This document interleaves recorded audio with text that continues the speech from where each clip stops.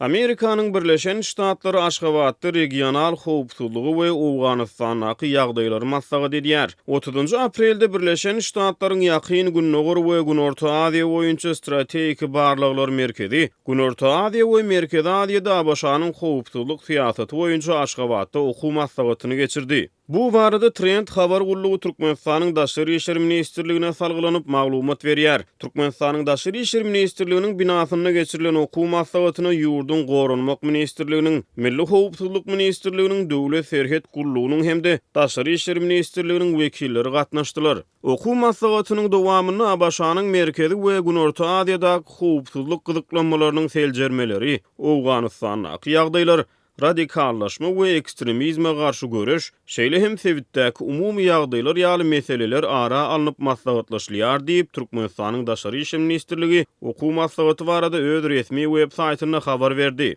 Okuw maslahaty 3-nji maýa çenli dowam eder. Ýakyn Günnogor we Günorta Aziýa boýunça strategik barlyklar merkezi 2000-nji ýylda Birleşen Ştatlaryň Gorunmak departamentiniň binýadyna esaslandyryldy. Mundan ozal Türkmenistanyň döwlet gümrük gullugy bilen Birleşen Ştatlaryň merkezi serkerdeliginiň wekiliýetiniň hemde Gorunmak departamentiniň düzümindäki harby howpy azaltmak boýunça agentligiň wekilleriniň arasynda hem duşuşyk geçirilipdi. Trending maglumatlaryna görä only taraplar howpsuzlyk pudawyna hyzmatdaşlygyň mümkinçiliklerini hemde tebii we tebii däl helakçylyklere garşy görülmeli çäreler boýunça şeýle-de ýadro ýaraglary bilen bagly problemler barada pikir alışdylar.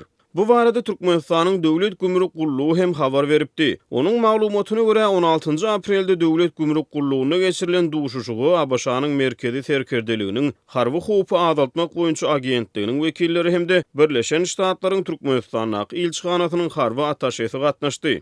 Duşuşugyň dowamyny Abaşanyň merkezi serkerdeliginiň 2019-2020-nji ýyllarda meýilleşdirýän çäreleri Abaşanyň harby howpy azaltmak boýunça agentligi tarapyndan Merkezi Aziýada alınıp barlayan işler barada gurrun edildi hemde iki taraplaryň hyzmatdaşlygynyň geljegi ara alınıp maslahatlaşyldy diýip resmi metbuatda aýdyldy. Ondan ozal 21-nji fevralda Birleşen Ştatlaryň merkezi serkerdeliginiň komandiri Joseph Wattel'in ýol başçylygyna Merkezi Aziýa we Günorta Aziýa ýurtlarynyň ýaragly güýçleriniň harby serkerdeleri bilen Özbegistanyň Daşkent şäherine maslahat geçirilipdi. Özbegistanyň Gorunmak ministrliginiň maglumatlaryna görä maslahatda Türkmenistanyň ýaragly güýçleriniň hataryndan harby serkerdeler hem gatnaşypdy. Onuň dowamyny Awganystanyň durnuklyk, terrorçylyga garşy görüş, neşe ferişdeleriniň ýaýrymagy we kiber jinaýatçylyk ýaly meseleler maslahat edilipdi. Geçen 29 noýabrda Birleşen Ştatlaryň döwlet sekretarinyň Merkezi Aziýa işleri boýunça ormasarynyň baş kömekçisi Alice Wells Azat Ýewropa Azatlyk radiosyna beren interwýusyny Birleşen Ştatlaryň Merkezi Aziýaly serhetçileri şolaryň hataryna türkmenlere türgülleşik okuwlaryny geçmek arkaly ýardam berýändigini aýdypdy. Şol bir wagtyň özünde Türkmenistan Russiýa bilen hem harby tälim türgünleşikleri dikeldi.